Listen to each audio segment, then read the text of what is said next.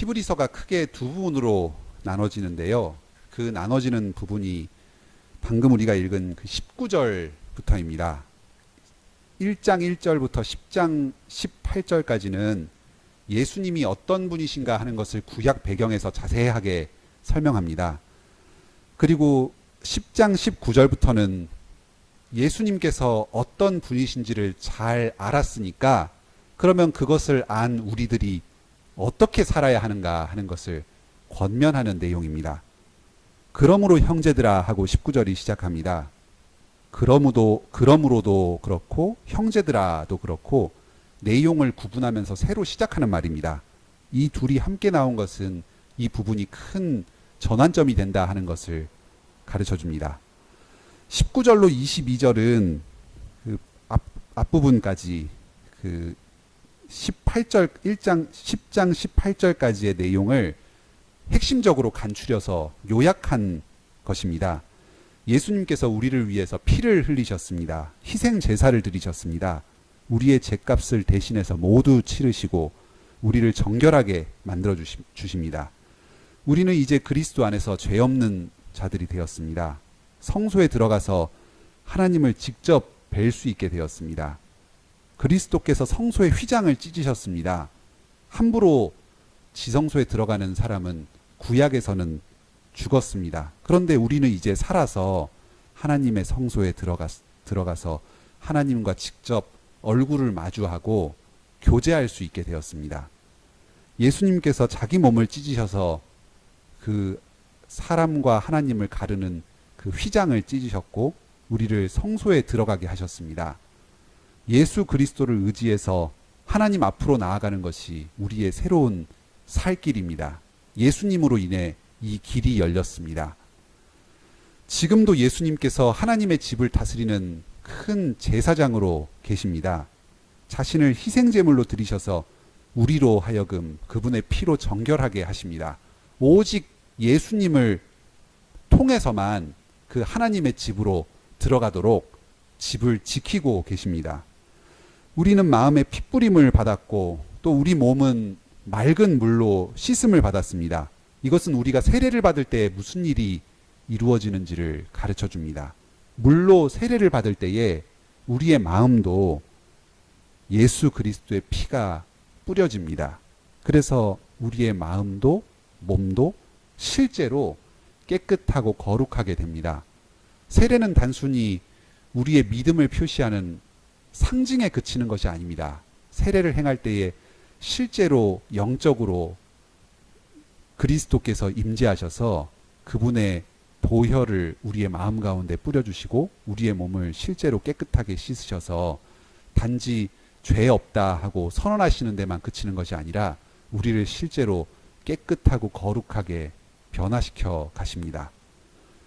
19절로 20절에서는 이렇게 예수님께서 먼저 내신 길에 대해서 소개합니다.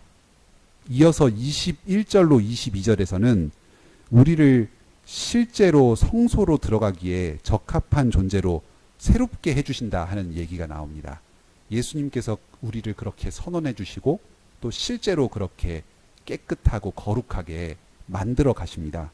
그러니까 우리는 참 마음과 온전한 믿음으로 하나님께 나아갑시다. 여기서 가르쳐준 이 19절로 22절의 모든 말씀은 약속입니다. 우리의 경험으로 어떤 것은 조금 알기도 하지만 어떤 것은 우리의 경험에 드러나지 않습니다. 많은 부분이 신비의 영역 속에 감추어져 있습니다. 이미 우리는 깨끗하고 거룩해졌지만 앞으로 우리는 더욱 깨끗하고 거룩해져야만 합니다. 과연 우리가 그렇게 될 수 있을까? 세상 사람들은 전부 한계가 있는데 그리스도의 피로 그리고 씻으시는 물로 우리의 마음과 행실이 정말 그렇게 깨끗해질 수 있을까? 우리로서는 다 알지 못합니다. 앞으로 그 말씀이 우리의 삶 가운데 실제 이루어질 것입니다. 이 믿는 도리의 소망을 굳게 붙잡아야만 합니다.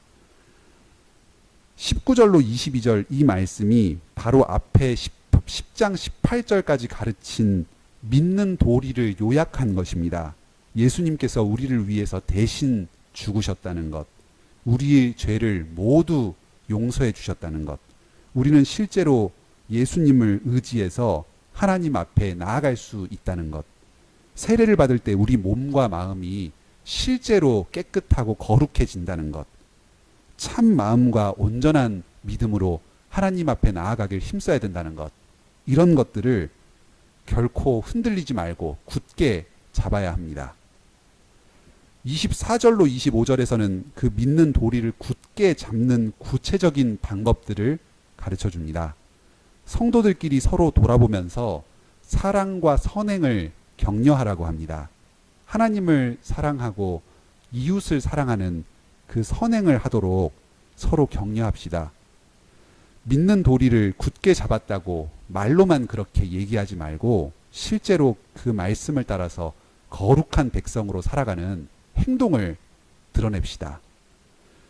어떤 어려움이 있더라도 결코 모이기를 멈추지 말라 합니다.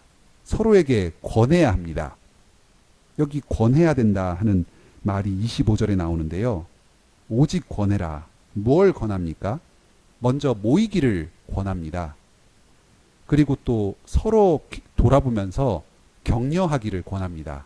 그냥 나만 신앙생활 잘하면 된다, 잘 믿고 잘 살면 된다 하는 것이 아니라 주변을 서로 돌아보면서 상대방이 좀 그 믿음에서 흔들리고 그리고 주저앉아 있을 때에 격려하면서 같이 가자 하고 돌아보도록 권합니다. 그리고 특히 믿는 도리를 굳게 붙잡을 것을 권합니다. 예수님께서 다시 오실 날, 그 심판의 날이 가까워 올수록 더욱 그렇게 권하라 합니다. 재림의 때가 가까울수록 시험과 고난이 여러 가지 형태로 찾아옵니다. 진리를 현혹하는 말들이 많아지고 그 세상의 유혹이 교묘해지고 그래서 우리의 믿음이 흔들리는 일이 많습니다. 그렇기 때문에 그 믿는 도리, 그리스도에 대한 진리를 더욱 굳게 잡아야 합니다. 그래야지 고난 가운데서 우리의 믿음을 끝까지 지키고 나갈 수 있습니다. 이 오늘 본문이 바로 신앙 고백에 대한 말씀입니다. 신앙 고백의 신자도 여기 안 나오는데 무슨 이게 신앙 고백인가 싶은 생각이 들지 모르겠습니다. 무슨 말인가 싶으시죠? 여기 제가 예배 안내지에 그 말씀 개요를 적어 놓은 부분에 히브리서 10장 23절에 다른 번역을 적어 놓았습니다. 여기 개역 성경의 10장 23절에 보시면은 믿는 도리라는 말이 나오는데 이게 바로 신앙 고백이다 하는 말입니다. 그리고 굳게 잡는다는 말에서 요리문답이라는 말이 나왔습니다. 그 신앙 고백을 굳게 잡기 위한 방법으로 성경의 요점을 정리해서 문답식으로 암송하는 그런 방법을 택한 게 바로 요리문답입니다. 요리문답의 방법을 통해서 그 신앙 고백을 굳게 잡는 겁니다. 그래서 히브리서 10장 23절을 조금 달리 번역하면 우리가 신앙 고백의 소망을 움직이지 말고 요리문답으로 암송해서 굳게 지키고 이렇게 번역할 수 있습니다. 이 히브리서 말씀은 신앙 고백을 배울 때에 생각해야 될 몇 가지 중요한 원칙들을 가르쳐 줍니다. 먼저 첫째로 신앙 고백은 예수님의 가르침을 정리한 것이다 하는 겁니다. 히브리서 3장 1절에서 여기에 대해서 좀 더 가르쳐 줍니다. 한번 같이 찾아서 읽어보실까요? 히브리서 3장 1절입니다.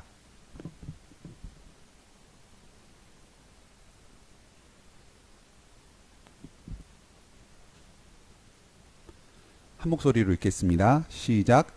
그러므로 함께 하늘의 부르심을 받은 거룩한 형제들아, 우리가 믿는 도리의 사도이시며 대제사장이신 예수를 깊이 생각하라.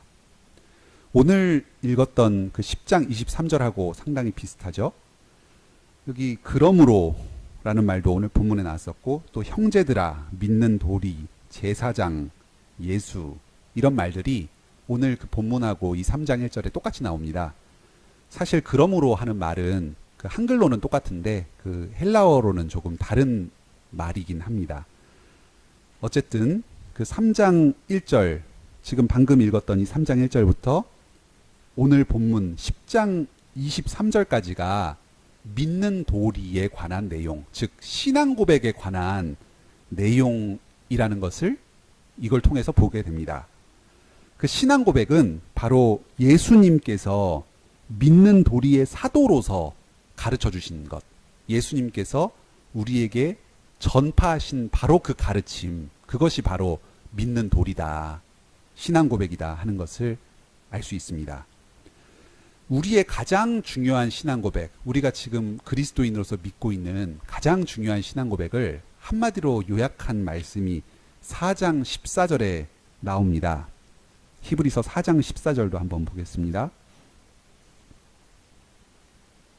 예, 한 장 넘기면 나오죠. 이것도 한 목소리로 읽겠습니다. 시작. 그러므로 우리에게 큰 대사장이 계시니 승천하신 이 곧 하나님의 아들 예수시라. 우리가 믿는 도리를 굳게 잡을지어다. 여기도 신앙 고백, 믿는 도리라는 말이 나옵니다. 그 신앙 고백은 무엇인가? 예수님이 하나님의 아들이시다 하는 것, 그리고 이분이 죽음에서 부활 승천하셨다 하는 것, 그리고 이분이 지금도 하늘 하나님의 성소에 계시면서 우리의 대제사장이 되어주신다는 것, 이런 것이 바로 우리가 가장 기본적으로 굳게 잡아야 할 신앙 고백의 내용입니다. 우리가 신앙 고백을 볼 때 그 가르침들을 예수 그리스도께서 우리에게 말씀과 행동으로 가르쳐 주신 것, 또 예수 그리스도 그분에 대한 가르침, 이런 것들을 중심으로 이해하는 태도가 필요합니다. 두 번째 교훈을 보겠습니다. 신앙 고백은 세례받은 신자라면 누구나 믿어야 할 도리다 하는 점입니다. 히브리서 10장 본문으로 다시 돌아와서요. 이 본문은 우리가 세례받을 때 몸과 마음이 실제로 깨끗해진다 하는 것을 그 중요한 신앙 고백의 내용으로 가르쳐 줍니다. 자기가 받는 그 세례의 의미를 확실히 알고 믿는 자만이 세례에 참여할 수 있고 그 유익을 실제로 누릴 수가 있습니다. 다시 말하면 신앙 고백을 확실히 알고 믿는 사람만이 세례를 받을 자격을 갖게 됩니다.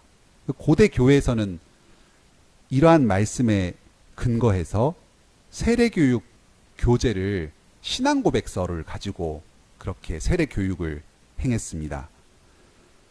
또 한 번 세례받았다 그러면 이제 신앙 고백 다시 보지 않고 그냥 치워버려도 된다, 그런 것이 아닙니다. 일단 세례받은 사람이라도 계속해서 그 신앙 고백의 내용을 굳게 붙잡아야 됩니다.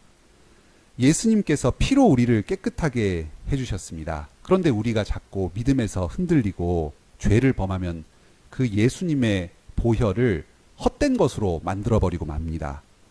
히브리서 3장 6절에서 이 점을 또 잘 가르쳐 줍니다. 한번 다시 찾아보겠습니다. 히브리서 3장 6절입니다.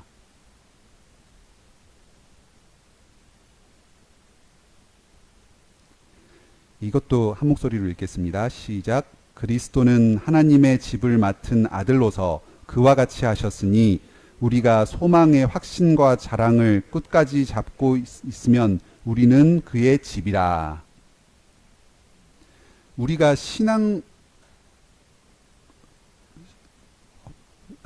그리스도는 하나님의 집, 또 성전을 맡은 아들로서 아버지께 충성하셨습니다. 그래서 우리 또한 그 소망의 확신과 자랑을 끝까지 잡고 있으면 하나님의 집이 됩니다. 이게 무슨 관계인지 조금 이해가 쉽게 되진 않는데요. 여기 굳게 잡는다, 3장 6절에서 굳게 잡는다 하는 말이 아까 전에 요리문답이다 하는 말하고 그 같은 말이라고 했습니다. 신앙 고백을 굳게 잡는 것을 말합니다. 우리가 신앙 고백을 굳게 붙잡고 있을 때에 우리는 하나님의 교회의 일원이 됩니다. 이건 확실한 사실입니다. 왜냐하면 예수님께서 이 점을 보증하고 계시기 때문입니다. 그분께서 하나님의 충성스러운 일꾼으로서 하나님의 집, 성전을 지키고 계십니다. 예수님 그분 자신이 바로 하나님의 집이고 또 교회가 되십니다. 신앙 고백이 예수님에 대한 가르침이라고 방금 전에 말씀을 들었습니다. 그러니까 우리가 신앙 고백을 굳게 붙잡는다는 것은 예수님을 굳게 붙잡는다는 말입니다. 예수님께서는 자신을 굳게 붙잡는 이 사람을 결코 하나님의 집 밖으로 버려두지 않고 집 안으로 들이실 것입니다. 집이 되게 하실 것입니다. 신앙 고백이 굳게 붙잡는 사람이 바로 교회의 일원으로 예수님께 인정을 받게 될 것입니다. 반면에 신앙 고백을 부정하는 사람은 곧 예수님을 부정하는 사람이 됩니다. 그러니까 예수님께서는 그 사람을 하나님의 집으로 인정해 주지 않고 내쫓으실 것입니다. 예수님께서 하나님의 집을 맡은 일꾼으로서 그 집을 지키고 계십니다. 신앙 고백을 따라서 자기를 믿는 사람은 교회 회원으로 받아주실 것입니다. 하지만 신앙 고백을 부정하고 자기를 버리는 사람은 교회 밖으로 쫓아버리실 것입니다. 히브리서 3장 14절도 같이 읽어보겠습니다. 바로 옆에 있죠. 3장 14절입니다. 시작. 우리가 시작할 때에 확신한 것을 끝까지 견고히 잡고 있으면 그리스도와 함께 참여한 자가 되리라. 우리가 믿음을 시작할 때, 세례를 받을 때 바로 이 확신한 것, 신앙 고백을 배우고 또 고백했습니다. 이것을 끝까지 견고히 붙잡고 있으면, 굳게 잡고 있으면 그리스도와 함께 참여한 자가 됩니다. 우리가 얼마나 자주 잊어버립니까? 잊어버리기 참 쉬운 자들입니다. 우리가 계속해서 반복해서 신앙 고백을 듣고 또 들으면서 우리의 믿음을 확인해야 합니다. 그래야만 우리가 계속해서 하나님의 그 교회, 하나님의 집 안에 머물러 있을 수 있습니다. 그리고 이렇게 계속해서 우리가 그 믿는 믿음을 붙잡고 있으면 그리스도와 함께 하나님의 영원한 안식에 참여하게 될 것입니다. 세 번째 말씀도 듣겠습니다. 신앙 고백은 공동체를 돌아보도록 돕습니다. 신앙 고백은 우리의 고백이 개인의 고백으로 머무르지 않게 해줍니다. 공동체의 고백이 되게 합니다. 나 혼자 신앙을 고백하는 게 아니라 다른 사람들과 함께 고백하게 해줍니다. 신앙 고백은 서로를 돌아보는 기준이 되게 합니다. 신앙 고백의 내용대로 성경을 알고 믿고 있는가, 또 그 신앙 고백의 내용대로 실제 삶에서 행하고 있는가 하는 것을 판단해 주면서 나 자신을 세울 뿐만 아니라 서로를 세워줍니다. 혼자서 신앙생활을 제대로 하기는 힘듭니다. 어떤 기준을 세웠다가도 스스로 자기 합리화를 하면서 허물어뜨리는 게 약한 사람의 모습입니다. 너에게는 너의 삶이 있고 나에게는 나의 삶이 있다. 다 각자 처지가 다르고 경우가 다르니까 나에게 함부로 간섭하지 말아라.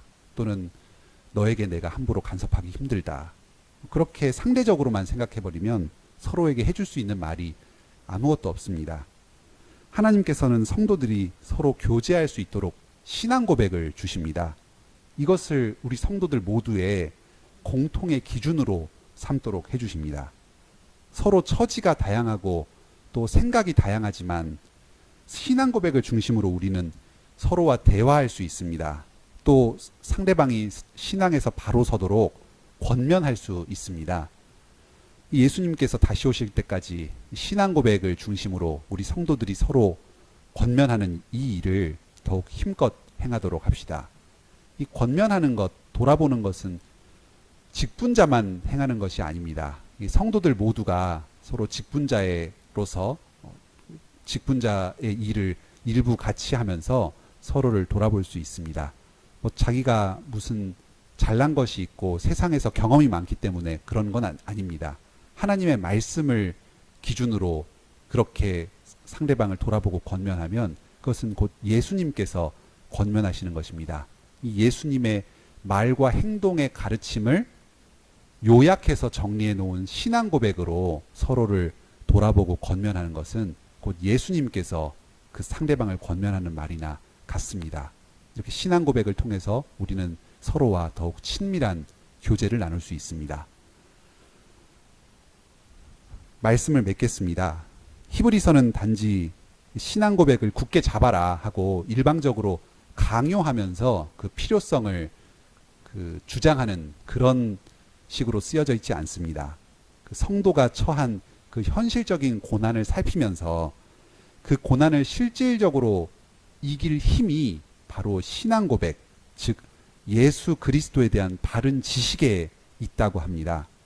그 신앙 고백은 고난으로 믿음이 흔들리는 그 약한 성도들에게 주시는 하나님의 선물입니다. 아까 우리는 히브리서 3장 14절과 4장 14절에 굳게 잡으라 하는 말이 나온 것을 보았습니다. 아까 3장 14절도 한번 찾았고요. 견고히 잡으라 하는 말이 굳게 잡으란 말이고, 또 4장 14절에 믿는 도리를 굳게 잡을지어다 하는 말씀이 있는 것을 보았습니다. 그런데 이 3장 14절 굳게 잡으라, 그리고 4장 14절에 굳게 잡으라 하는 이 사이에 하나님께서 우리에게 주시는 안식에 관한 내용이 있습니다. 하나님께서 그 6일 동안의 안식을 마치시고 7일째에 6일 동안의 창조를 마치시고 7일째에 안식에 들어가셨습니다. 우리의 현실이 아무리 어려워 보이고 이 세상이 힘들고 하나님의 흔적은 보이지 않고 악의 세력이 준동하는 것처럼 보여도 하나님께서는 이미 안식에 들어가 계셨고 지금 이 세상은 하나님의 안식의 시기를 지나고 있습니다. 마귀가 아무리 자신의 세력을 펼쳐도 결코 이미 하나님께서 들어가 계신 그 안식을 방해할 수는 없습니다. 하나님께서 지금 안식하고 계신다 하는 이 사실은 우리가 오늘날 겪고 있는 고난을 좀 상대화해서 멀리 떨어져서 바라볼 수 있게 해줍니다. 이미 믿는 우리들은 하나님께서 먼저 들어가신 그 안식에 들어가고 있는 중입니다. 여전히 우리를 쉬지 못하게 하는 이 세상에 악한 것들이 많이 있습니다. 그런 현실의 어려움들이 우리를 둘러싸고 있지만 우리가 지금 안식에 들어가고 있다고 하는 이 사실을 그 어떤 것도 거스를 수는 없습니다. 이 대세는 변하지 않는 것입니다. 하지만 어떤 사람들은 그리스도에 대한 믿음을 잃어버리고 지금 벌써 들어가기 시작한 이 안식에 끝까지 들어가지 못하는 사람들도 있습니다. 그리스도에 대한 믿음을 끝까지 지키지 못하고 중간에서 믿음을 잃어버리고 떨어져 버리는 사람들이 있습니다. 이 한 번 가진 믿음을 끝까지 지키는 것이 중요합니다. 믿음이 약한 우리를 위해서 하나님께서 선물로 신앙 고백을 주셨습니다. 그리스도의 가르침을 알기 쉽게 잘 정리한 것들입니다. 다음 주부터 우리는 웨스트민스터 신앙 고백서를 한 주에 한 장씩 배우려고 합니다. 오늘 배운 이 원칙들을 잘 기억하면서 그 신앙 고백서를 배우신다면 큰 유익이 있을 줄로 압니다. 신앙 고백을 굳게 잡으셔서 그 고난 가운데서도 끝까지 믿음을 지키고 하나님의 안식으로 다 들어가시는 여러분 되시길 바랍니다. 함께 감사의 찬송 부르시겠습니다.